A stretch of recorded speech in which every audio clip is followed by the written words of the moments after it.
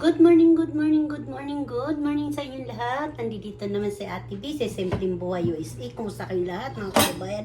Ngayon magluluto ako ng tukwa, sibuyas, at yung bawang. Gusto ko kasi yung bawang na may balat pa kasi mabango po ito mga kababayan ko yan. Babalatan ko siya. Alam niyo ba kung anong lulutuin ko mga kasimple? Mga simpleng nanay. Lulutuin ko ngayon tawagin na mayroong tukwa.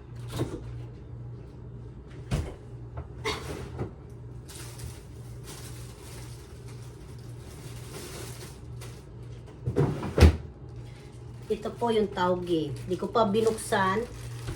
2 linggo na po ito dito sa ref. Buti hindi pa nangitim. Lulutuin ko na siya ulit. So, dito ko muna siya ilalagay. Mamaya ko na ibubuksan siya. Kasi ipiprito ko muna ito yung sinigang na baka. Ito na lang natira. Ito ang ihalo ko. Piprito ko. Isasabay ko sa munggo sa tukwa. Tapos, mga kababayan, magpiprito ng ito, nakababad na. Nakababad na po yung pork, yung baboy na buto-buto. Piprito ko siya, tapos may gulay tayo na tauge. Mga kababayan, sana nasa mabuti kayong kalagayan. Ako sakit kasi ng puso ko. Ang puso pag walang pusong saging. Charot. Mga kababayan, kayo po, ano po ang ulam nyo? Magluluto na tayo mga kasimple. Hiwa-hiwain ko lang yung bawang. Tukwa, inano ko na siya. Dito, ganito po ang lagayan dito sa tukwa, dito sa Amerika ito. Ito po yung kardiron pinaglutuan pa ng bakang sinigang. Hindi ko pa natatabi dahil hinugasan ko pa, pinakita ko. Kinuhaan ko muna ng video ang aking gagawin mga kasimple. Ito yung sibuyas, hiniwa-hiwa ko na. Pero yung bawang, hindi ko pa hiniwa-hiwa mga kasimple. Hinintay ko pa talaga hinintay ko pa bago ko pukpukin, hiwain, hintayin ko pa talaga makapag-video lang ako para mayroon lang po ako mga kasimple upload. Bawang po ito mga kasimple, yung igigisa ko sa aking tauge. I-ready ko na siya dahil para tuloy-tuloy, piprito ko muna yung pork bago ko iprito ito kasi di ba yung baboy may mantika din. Dagdag pampalasa din yung mga babayan.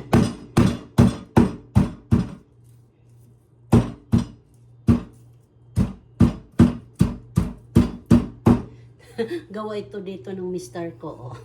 Ang ganda, no? Pang pukpuk lang. Pukpuk ng paa, pukpuk ng matigas. Ay, lahat ng pukpuk. Charot. Lahat ng pukpuk.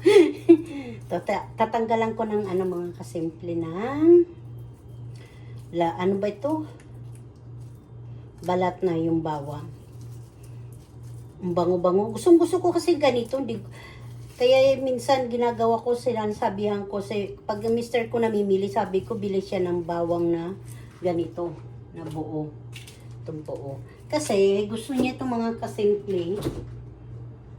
Mga kababayan na sana yun. Gusto niya ganito. Eh parang hindi ako na parang kanya-kanya ba yung gusto ko yung mabango. Mabango yung ganitong bawang. Yung direkta lang, nasusunog agad. Siya, gustong-gusto niya yun. Ako naman, gusto ko to. Parang pinaghihirapan mo na bago mo gigisa. Diba, masarap yung pinaghihirapan bago mo isubo. Charot!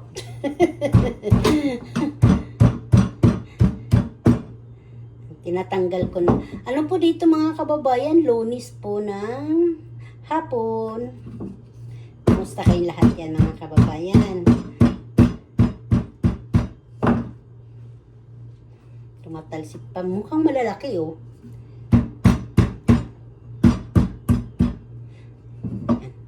Ito ang tukwa. Ito naman ang tauge. Inulit ko lang mga kasimple ha. Ito naman yung sibuyas.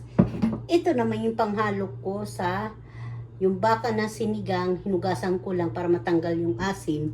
Piprito ko siya. Tukwa muna prito. Sunundan ko ito.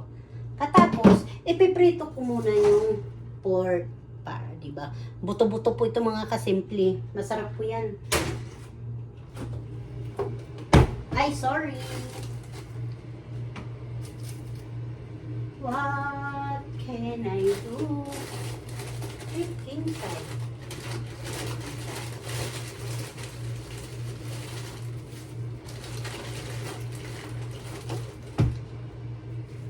Yung mantika. Lutuin ko na yung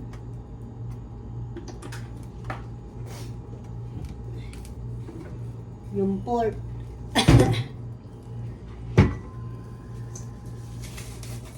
Nilalagyan ko ng plastic to para yung aroma ba pumasok sa loob ng karne, sa loob ng karne. Kabayan, gas na ito ha, kamay ko ha. Anuhin ko lang. Mabango po ito mga kasimple.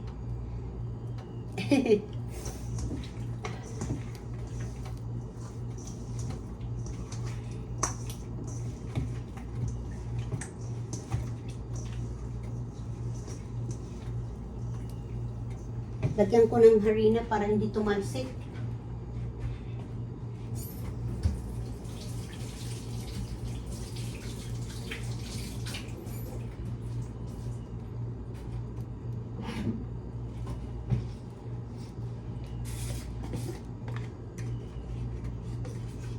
Cornstarch na lang pala mga kasimple ilalagay ko. Para hindi ba tumalsik. Kasi mahirap yung tumatalsik. Sumasakit yung, kita nyo oh, tinalsikan na po ako ng mantika. Ayan oh, nangitim. Ang tagal pa man ng mga kasimple. Na ano, matanggal. Tagal siya matanggal.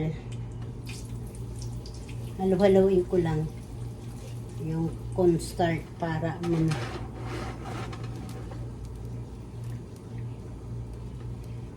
brown lang natin.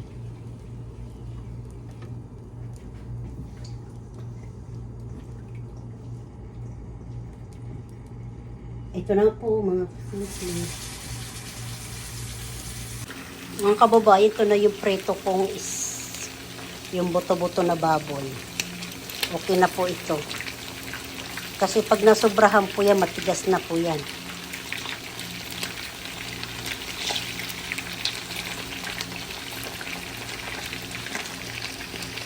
Masarap po yan, nguyang-nguyain. Tapos kumakain ka ng gulay na, ang pangalang gulay na patawgi.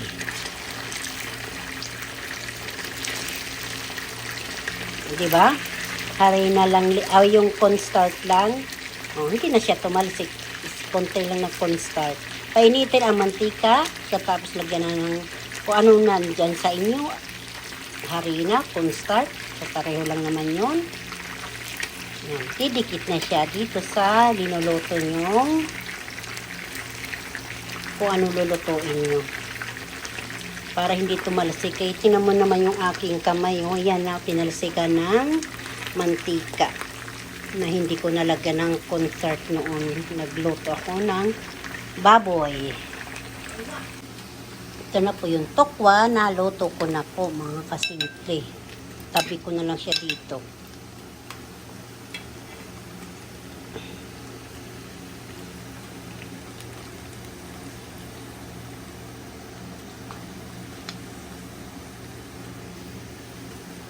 Ganitong hiwa-hiwa ko lang. Ano ba pangalan nito? Square? Kanto-kanto. Kanto-kanto. Yung iba niya nilalagay ko sa tauge. Ito masarap to isaw-saw sa suka na mayroon sili, saka sibuyas at saka kamatis. Tagal eh.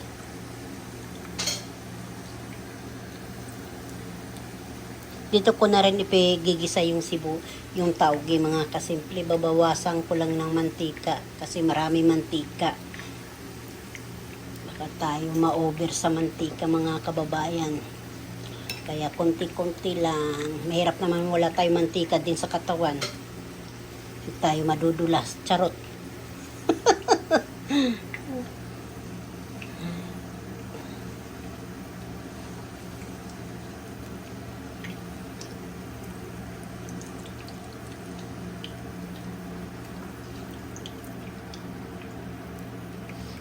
na po ito. Ayan na po. Gigisa ko na muna. Babawasan ko muna ng mantika. Bibisita ako, yung anak kong bunso.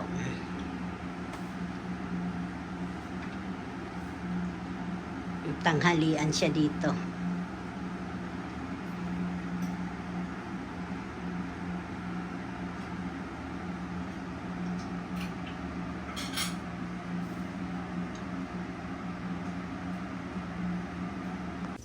Ito na po yung aking gulay na tauge. Lalagay ko na siya diyan, mga kababayan. Konting sabaw, di ba? Isa mo lang yung sariling katas lang nito, mga kasimple. Lagay ko siya dito.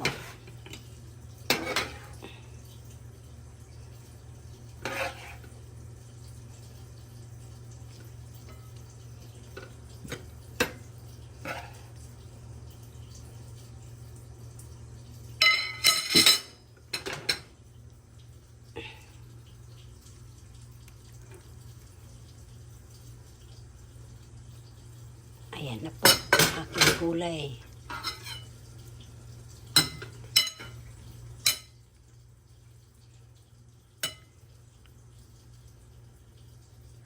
Meron pa, sayang. Ubusin natin.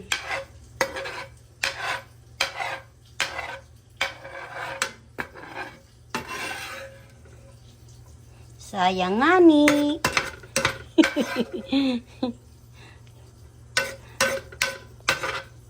Minsan lang nga tayo kumakain ng loto ng gulay. Ay, sariling natin menu. Sa ating sariling menu, ayan na po. Kung ayaw ng gulay, tauge at saka pork. Mga kababayan, ayan. Pag hindi naubos, lalagyan mo yan ng sabaw. Aba, masarap po ito. Ito naman pag hindi naubos, posible hindi maubos to kasi konti lang siya. Di ba? Tortahin natin, lagyan ng itlog, harina. Pag naubos, di salamat. Titikman natin, mga kababayan, kung ano. Hindi ko natikman ito habang nagluluto. Ayan yung baka. Yummy! Sino kaya nagluto nito? Charot. Sige na po, mga kababayan, mamaya papakita ko sa inyong pagkain ko.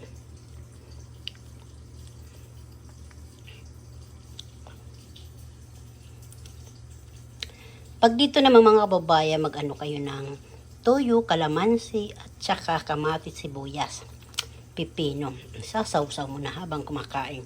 Pag hindi naman, ganyan na lang. Tapos kakain kayo ng gulay. Mga bata, kain lagi ng gulay. Lahat ng gulay kainin. Para lagi healthy. Hindi ako galit. Charot. Sinasabihan lang. Makikinig lagi sa mga magulang. Kasi pag ang magulang nagsalita, para sa mga anak yan. Para sa atin. Para hindi tayo nawawala sa landas. Mahalin natin ang mga magulang, mga lulu-lula. Kung anong mga, kasi sila ang nauna yan dito sa mundo kung paano maggumanda ang buhay nila, kaya makinig.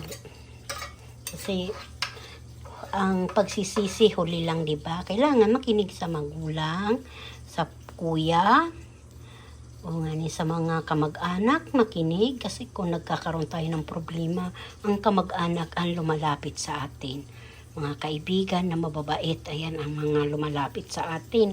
Kaya ingat, kawawa ang mga pamilya natin pag nagkaroon ng problema. O siya, sige na po, kain tayo.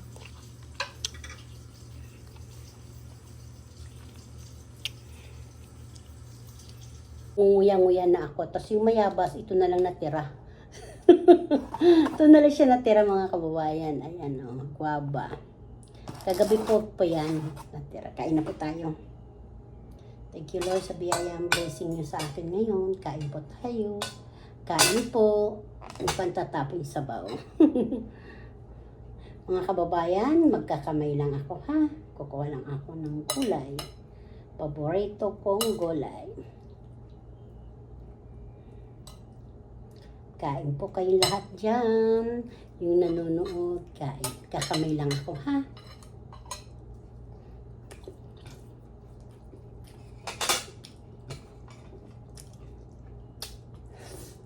Mm.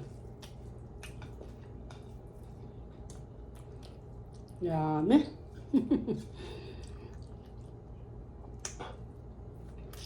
Kain po.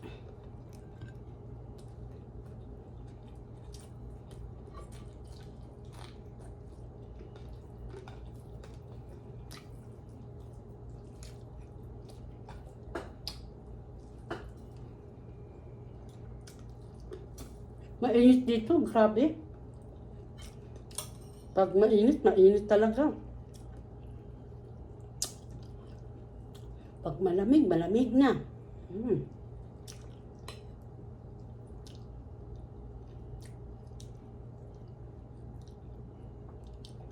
Totoo nga sabi niya.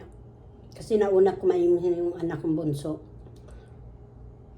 Ano na, maalat daw ito yung karne.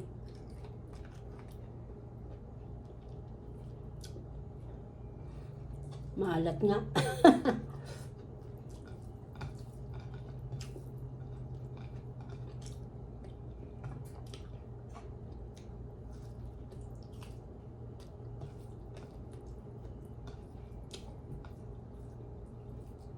Pero sa loob, hindi naman. Kain po.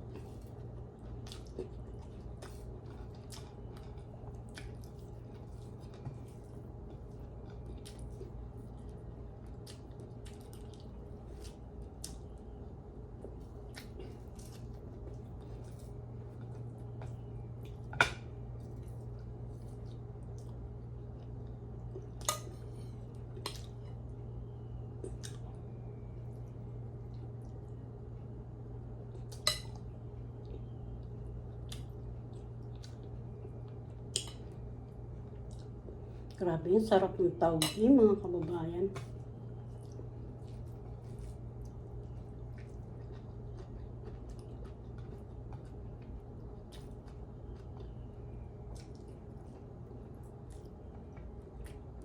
Yung hinalo ko dito, yung natirang sinigang na baka. Yung parang yung buntot. Sinigang ko kahapon. Hindi ko na binidyo sa pagod ko.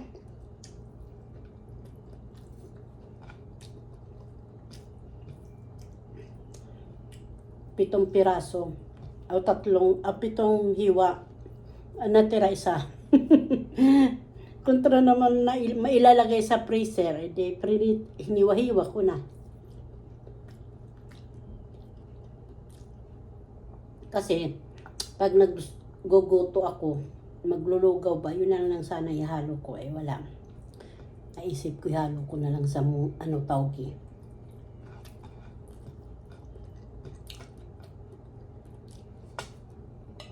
Pwede po ito sabawan, lagyan ng maraming sabaw. Pag maraming pamilya, yung malaking pamilya ba. Pwede rin ganito lang yung katas lang ng taugi, di ba hinuhugasan natin. Tapos may tubig. Tapos hindi naman agad na tumutulo lahat yun, di ba, pag hinugasan natin. Kasi pag linagay natin, igigisa na natin yung gulay, may tubig pa yun. Ayun. Nagkakatas sa sariling nila. Tubig. Kaya tinitingnan ko muna kung lalagyan ko. Hindi. Kung alam kong tama lang, hindi na naglalagay ng water.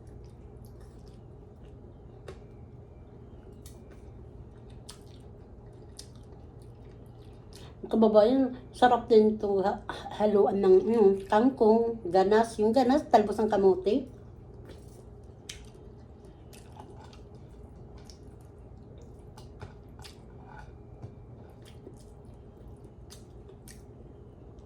Pwede din adobong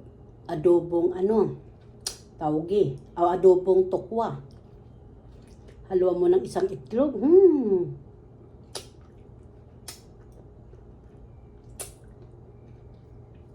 Kahit ano po, ang gawin nyo sa taugi. Yung, di ba, may mga kulitis, yung mga ligaw, tapos yung mga, saluyot. Kain po yun ng saluyot. Masustansya, sobrang saluyot. Alugbati.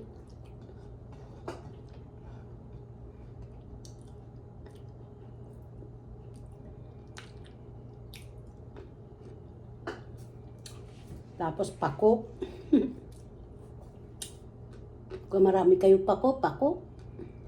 Kung marami kayo talbos ng gabi, alam mo yung talbos ng gabi. Kasi sa amin sa probinsya, belikotos yun eh. Tapos pana. Yung pana naman yung takway. Takway nga ni. Naubos na ako mga kababayan. Natapos na pala ako. Naubos na ko ng kanin.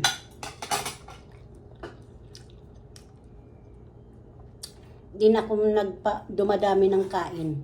Kahit alas 5 na. Diba? Matutulog tayo alas 7, alas 8. Dito na yun. Kain po, prutas. Tama ito watermelon dahil mainit dito sa amin, dito sa Amerika.